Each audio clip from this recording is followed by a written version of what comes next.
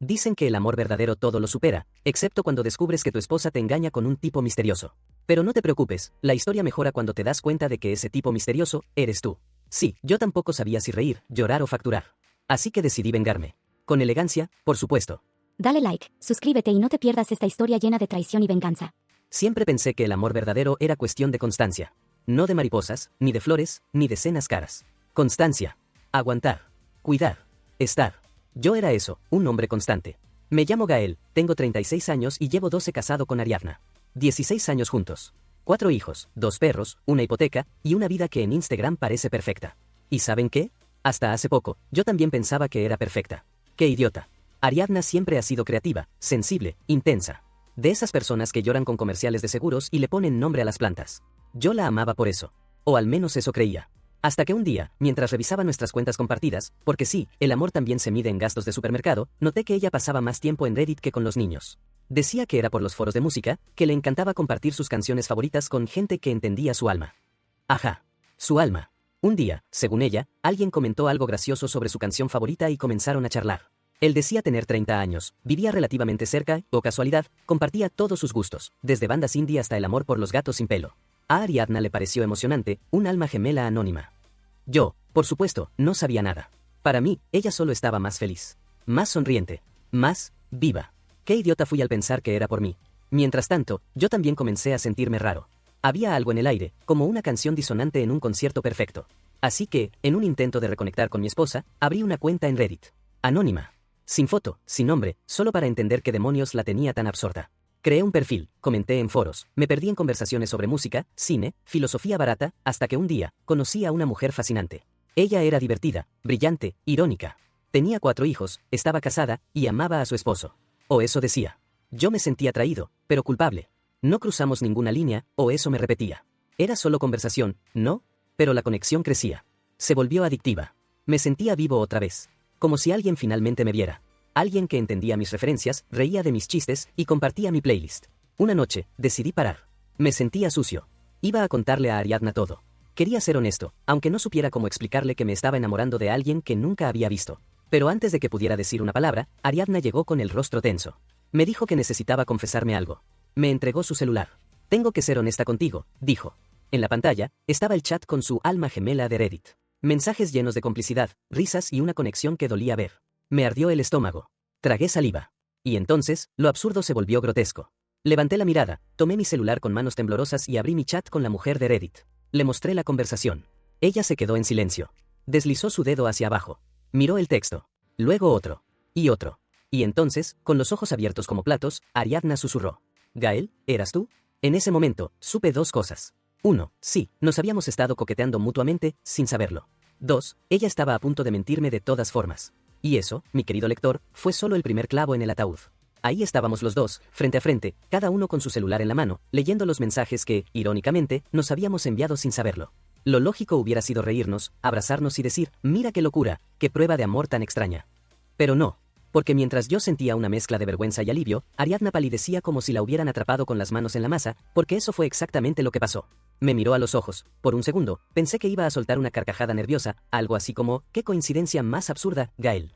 Pero en vez de eso, bajó la mirada, se mordió el labio y dijo. No sabía que eras tú, pensé que estaba, hablando con otro. Pensé, ¿no era más bien esperaba? Y ahí fue cuando el castillo de naipes se tambaleó. Empecé a releer nuestros chats, los suyos, los míos, con una nueva perspectiva.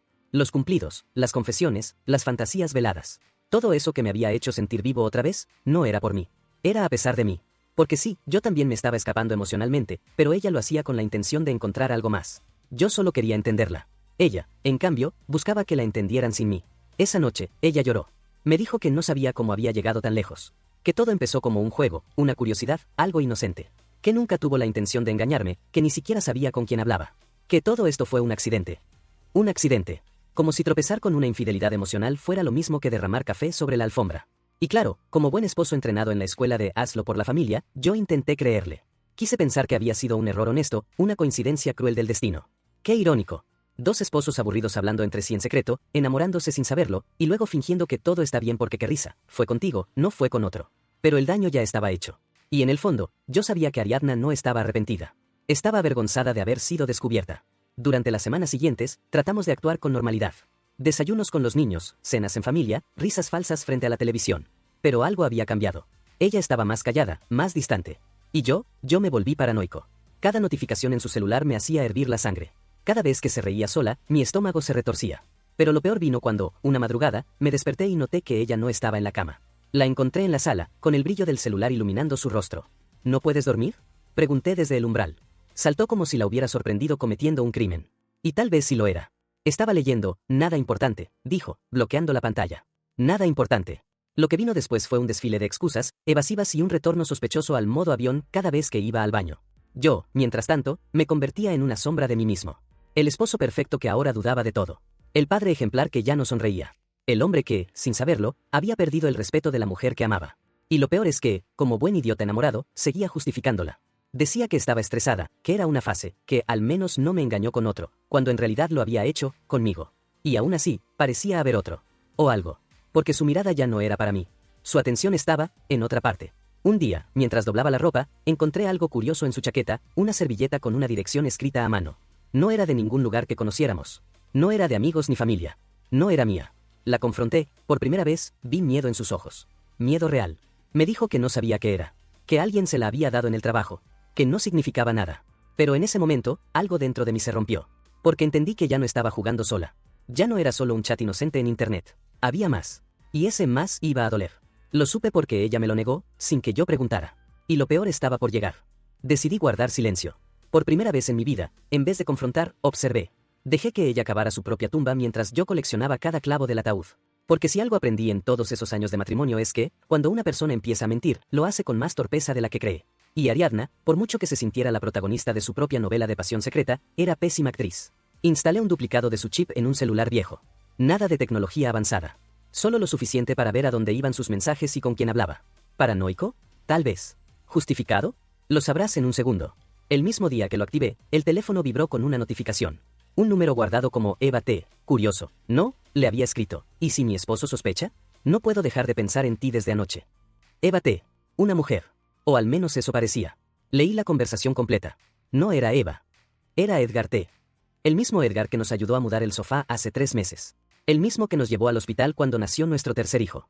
El mismo Edgar que Ariadna juró que era solo un viejo amigo de la universidad. Viejo amigo mis calzones. El tipo vivía a 20 minutos de casa.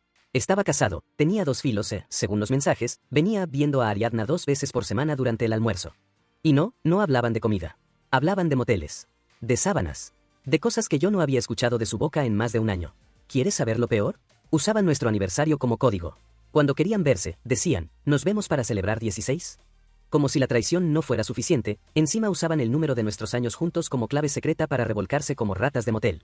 Ese día no grité. No rompí nada. No lloré. Me limité a ver el celular, guardar capturas, reenviar todo a mi correo y respirar hondo. ¿Y sabes qué fue lo más absurdo? Que aún me dolía. Porque por más que quisiera odiarla, aún recordaba cómo me veía cuando bailábamos en la cocina. Cómo me decía que yo era su paz. Cómo juraba que no podía dormir sin mi brazo rodeando su cintura. Me dolía porque había una parte de mí que aún quería creer que todo era un malentendido. Hasta que vi el video. Sí, había un maldito video. Ella lo había grabado. Ella. Ariadna. Mi esposa. Mi compañera. Mi todo. Un video donde se la veía claramente acostada con él, riéndose, diciendo cosas que jamás dijo en nuestra cama. Cosas sucias, íntimas, repetidas. Porque lo decía con una familiaridad que indicaba práctica. Frecuencia. Deseo. Y el mensaje que acompañaba el video fue la daga final, quiero verte de nuevo. No soporto llegar a casa y ver a Gael con cara de perro apaleado. Me siento sucia, pero contigo, me siento viva. ¿Sucia? Claro que sí. ¿Cómo no? Esa noche la esperé en casa. Los niños ya dormidos. La cena servida. La mesa perfectamente puesta. Parecía una postal familiar. Ella llegó como si nada, me dio un beso en la mejilla, sí, en la misma mejilla donde llevaba tatuado su nombre, irónicamente, y dijo: ¿Cómo estuvo tu día? Sonreí. Le serví vino. Le pasé su plato favorito. Ella hablaba del tráfico, del trabajo, de cualquier cosa menos de la porquería que era nuestra vida ahora. Y cuando terminó el primer sorbo, le dije: por cierto, vi a Edgar hoy. La copa se le escapó de las manos. Cayó al piso. Cristales rotos. Igual que nuestra historia. ¿Qué? ¿Qué dijiste? Que vi a Edgar. Estaba muy sonriente. Debe ser el clima. O el sexo. No dijo nada. Solo se quedó en shock. Pálida. Temblorosa. Como si de repente el aire le pesara demasiado. Tranquila, le dije. No vengo a pelear. Solo quería que supieras que ya sé todo. Absolutamente todo. Intentó decir algo, pero levanté la mano. No. No hables. No expliques. No quiero tus excusas recicladas. No quiero tus lágrimas ensayadas. Solo quiero que sepas que la función terminó. Y tú, querida actriz, te quedaste sin público. Esa noche no durmió. Yo tampoco. Ella lloraba. Yo reía. Porque dentro de todo ese caos, por fin había encontrado claridad. Y fue ahí donde empecé a planear. Después de esa cena, Ariadna intentó mantener las apariencias. Me pidió perdón como si eso borrara los cuerpos sudados en moteles de tercera. Lloraba. Gritaba. Se aferraba a mí como si yo fuera su salvación, como si no fuera yo el que necesitaba ser salvado. Y lo peor fue que por una semana entera, yo fingí creerle. Me dejé abrazar. Me dejé besar. Dormíamos en la misma cama, separados por un océano invisible hecho de mentiras, culpa y cinismo. Ella decía que me amaba. Que fue un error. Que estaba confundida. Pero, ¿sabes? Nadie se confunde durante meses. Nadie se revuelca con otro y luego se ducha en lágrimas de redención. Eso no es amor.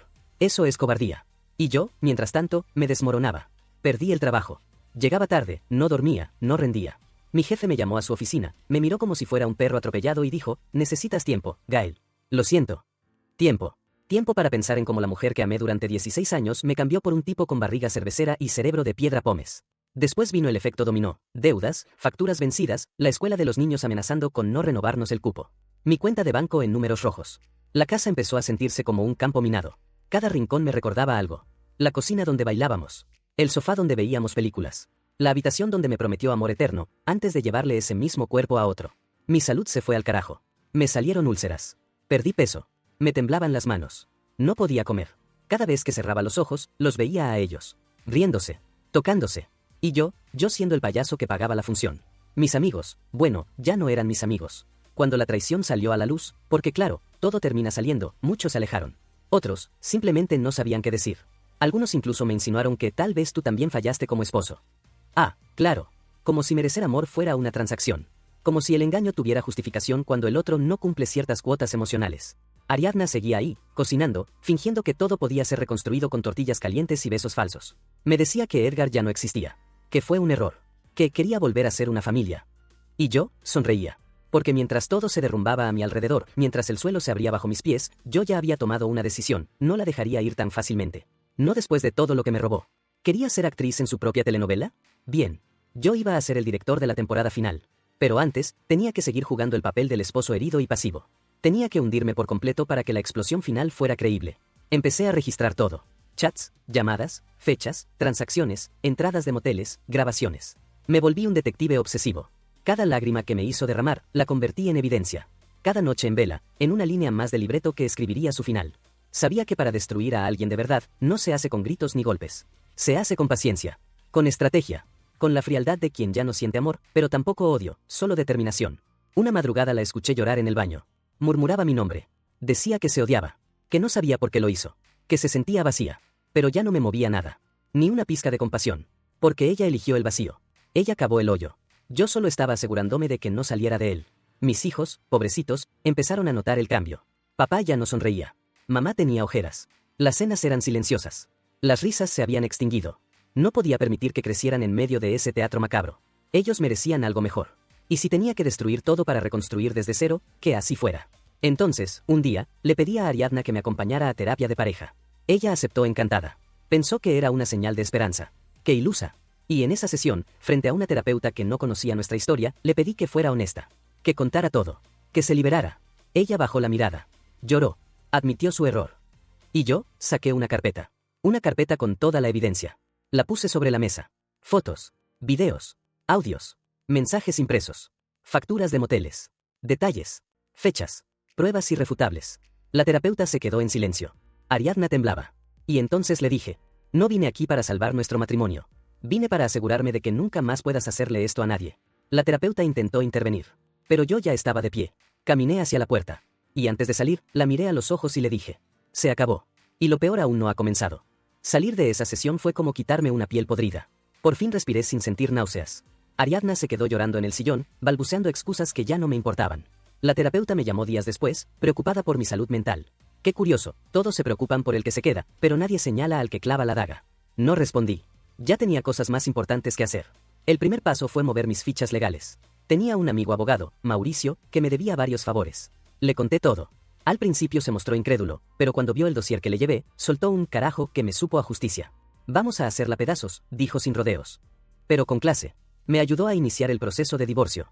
Ariadna no tenía idea. Seguía creyendo que estábamos trabajando en nosotros. Yo, claro, seguía interpretando mi papel de esposo triste pero dispuesto. Le cocinaba. Le preguntaba cómo se sentía. Incluso le regalé una pulsera con nuestras iniciales. Me dio asco cada segundo, pero valía la pena. Con el apoyo de Mauricio, solicité la custodia completa de mis hijos. Argumenté inestabilidad emocional por parte de Ariadna, con pruebas incluidas, riesgo emocional para los niños y adulterio confirmado. Pero eso no era todo. También comencé a rastrear los bienes conjuntos. Nuestra casa, los carros, las cuentas. Ariadna siempre fue descuidada con los detalles. Yo no. Siempre estuve pendiente de cada firma, cada factura, cada movimiento. Y ahora, esa obsesión se convirtió en mi mejor aliada. Mientras tanto, me aseguré de que Edgar, sí, el amante idiota, sintiera un poco del infierno que había ayudado a crear. Hice una cuenta anónima. Empecé a enviarle capturas de pantalla a su esposa. Fotos, videos, conversaciones. Ella, al principio, pensó que era una broma. Luego entendió. Una noche, cuando Ariadna salió al súper, regresó con el ojo morado y el labio partido. Dijo que se cayó por las escaleras. Claro, Ari, las escaleras también tienen puños ahora. Lo curioso es que no le pregunté nada. No me interesaba. Porque yo ya estaba en otra liga. Poco a poco, empecé a reconstruirme. No por ella, no por venganza, sino por mí. Me metí al gimnasio. Cambié mi estilo. Fui a terapia, individual, esta vez.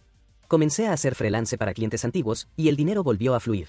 Pero esta vez, lo guardé todo en una cuenta a mi nombre. Sin rastros. Sin acceso compartido. El castillo de cartas se tambaleaba, pero yo ya había empezado a construir otro, de concreto. Entonces, llegó el momento de actuar. Una noche, la invité a cenar. Le preparé su platillo favorito. Encendí velas. Música suave. Me puse la camisa que tanto le gustaba. Ella bajó con un vestido rojo, convencida de que estábamos en un punto de reconciliación. Comimos, brindamos, reímos. Y al final, le entregué un sobre. ¿Qué es esto?, preguntó con voz melosa. Tu libertad, respondí. Lo abrió. Leyó. Su cara cambió de color. ¿Qué es esto, Gael? Los papeles del divorcio. Y la demanda de custodia completa. No te preocupes, todo es legal. Todo está en orden. No puedes hacerme esto. Gritó. Ya te lo hice, sonreí. Exactamente como tú me hiciste a mí. Pero sin sexo barato ni mentiras mal contadas. Solo justicia. Limpia. Precisa. Con pruebas. Quiso llorar. Suplicó. Me agarró del brazo. Intentó besarme. Me dijo que estaba dispuesta a empezar de cero. Le respondí. Claro. Pero no conmigo. Empieza de cero, con la nada que te queda. Y la dejé sola. Con el vino servido, el plato sucio y el alma hecha trizas. Esa misma noche, cambié la cerradura. Al día siguiente, mis hijos se quedaron conmigo. Ariadna tuvo que irse a vivir con una amiga. Su amante la dejó. Su reputación en la colonia estaba por los suelos. Su familia no quería saber nada de ella. Y aún así, no me sentía completamente satisfecho. Porque a veces la caída no es suficiente. A veces, uno quiere ver cómo suplican por el perdón que nunca llegará. Y entonces, se me ocurrió una última jugada. La más cruel. La más elegante. Y cuando la ejecuté, supe que no había retorno. Pero valió cada segundo. Muchos creen que cuando uno se divorcia, reparte la casa, divide los bienes, firma los papeles y cada quien se va por su camino. Eso pasa en los cuentos. En la vida real, hay traiciones que no se liquidan con firmas. Hay deudas que no se pagan en efectivo. Hay puñaladas que no se curan con tiempo. Yo sabía que ella había perdido al amante. Que no tenía dinero. Que mis hijos ya no querían verla ni en pintura. Que su familia le dio la espalda porque se avergonzaron cuando salió todo a la luz. Pero para mí, eso no era suficiente. Ella había jugado conmigo durante meses. Había compartido cama, mesa y techo conmigo mientras me veía a los ojos y mentía con la boca llena. Había llorado en mis brazos fingiendo tristeza por una rutina que solo existía en su cabeza. Y mientras yo me mataba para que no le faltara nada, ella le mandaba corazones a un desconocido con el que intercambiaba mensajes calientes mientras nuestros hijos veían caricaturas. No iba a quedarme con los brazos cruzados. Una parte de mí, la más podrida, necesitaba verla arrastrarse. Así que hablé con un viejo conocido, Elías, abogado especialista en litigios sucios. De esos que no preguntan por moral ni ética. Le conté todo. Teníamos prints, conversaciones, datos, horarios, registros de ubicación. Todo apuntando a su infidelidad mientras aún estábamos legalmente casados. Gracias a eso, pudimos reabrir el acuerdo de divorcio. Con una demanda bien armada, probamos que ella había violado la cláusula de fidelidad, que afectó emocionalmente a los niños y que su conducta fue negligente. El juez fue claro, ella no solo perdía la custodia, también tenía que pagar una pensión. El día que recibió la notificación, me escribió con un mensaje patético. Gael, no me hagas esto. No puedo con todo. Yo respondí con una sola frase. Te juro que esto apenas empieza. Y sí, empezó. Hablé con los padres de las amigas que la habían apoyado durante el drama. Les mostré las pruebas, los mensajes, la forma en que intentó usar a sus hijas para mentir por ella. Resultado, expulsada del círculo social. Nadie quería tener cerca a una mujer capaz de manipular a niños para encubrir su romance de internet. Y lo mejor, mandé de forma anónima la historia completa, con nombres cambiados, a un canal local de chismes de pareja. Se viralizó en 3 días. Las mujeres la insultaban, los hombres la llamaban la esposa más tonta del año, y los comentarios eran un desfile de odio. Nunca dije su nombre. Nunca confirmé nada. Solo observé. Hoy, Ariadna vive en un cuarto alquilado, trabaja como mesera en un café donde nadie la reconoce y camina mirando al piso para evitar preguntas. Yo, no diré que estoy bien. Esto no se trata de estar bien. Se trata de que ella entienda, cada maldita noche, lo que destruyó. Cada vez que abra los ojos, que se mire al espejo, que escuche una canción que solíamos cantar en familia, que vea una foto vieja en redes, que reciba una notificación sin importancia, quiero que se le revuelva el estómago. Y si un día se pregunta por qué su vida apesta, quiero que recuerde que fue por un tipo en Reddit al que nunca conoció en persona. Quiero que sepa que no la odio. Sería regalarle emoción. Lo que siento por ella es peor, indiferencia con desprecio. Porque no hay castigo mayor que vivir sabiendo que nadie volverá a confiar en ti. Ahora dime tú, ¿fui demasiado lejos? ¿Crees que ella merecía un castigo más suave? ¿Te parece que hice justicia, o que me convertí en lo que odiaba? Deja tu comentario. Quiero saber tu opinión. ¿Quién fue el verdadero villano en esta historia? Si te gustó este contenido, no olvides darle like, comentar y compartir con tus amigos. Suscríbete al canal para estar al tanto de todas las novedades y no perder ninguna publicación. Agradecemos tu apoyo y esperamos verte en el próximo video.